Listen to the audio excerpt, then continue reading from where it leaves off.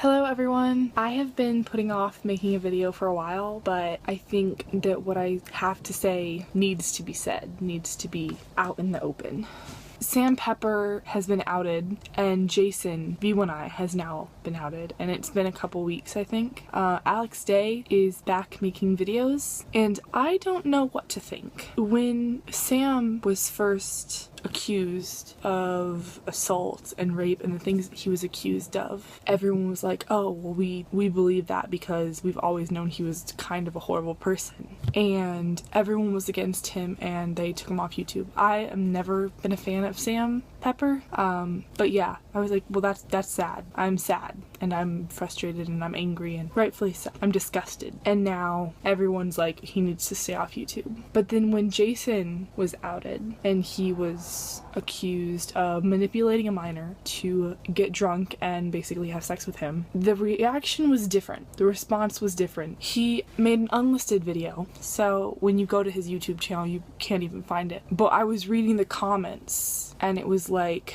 well, he's changed, he's not Sam Pepper, blah blah blah, we still love you. And I'm thinking, no, he's not Sam Pepper. This is a completely different story, this is a completely different situation. But just because he kind of apologized doesn't mean we should give him the platform of YouTube back. He manipulated the power that he was given, and I think we as viewers should not give him that power back. And I am a huge fan, or was a huge fan, of Jason. I really was. I met him this summer and he was nothing but nice to me, honestly. But when something like this happens, you can't say Sam Pepper needs to go, but Jason, you can stay because you're Jason. Because if it was anyone else but Jason, we would have the same response as Sam, and I'm sure of that. If it's not someone who is portrayed in his videos as kind and bubbly and adventure loving, then everyone would be disgusted, which they should be, but they're not because of the way he has portrayed himself online. We have to be consistent with where our morals stand. We need a zero tolerance policy, in my opinion, because when you don't have that, you're saying it's okay because you've changed. And I'm not saying he hasn't changed. He may have changed completely, but that doesn't give him the right to come back to where he was and keep making videos. I know a lot of people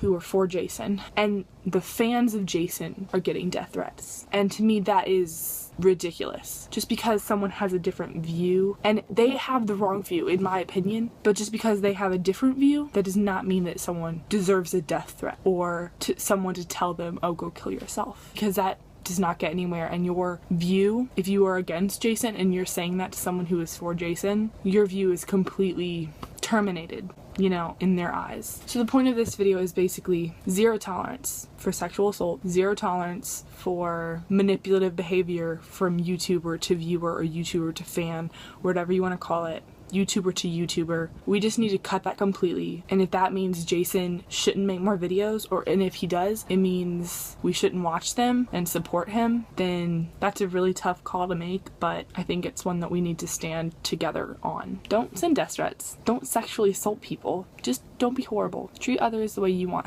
to have them treated. I would be a hypocrite to say I am still for Jason, but I am not for Sam Pepper, or I am not for Alex Day, but I am for Jason. I've seen a lot of that, and across the board we need to all stand and say no tolerance for any of them. I hope, Jason, that you do well in life, but you don't belong on YouTube anymore, and the same applies to Alex Day, in my opinion.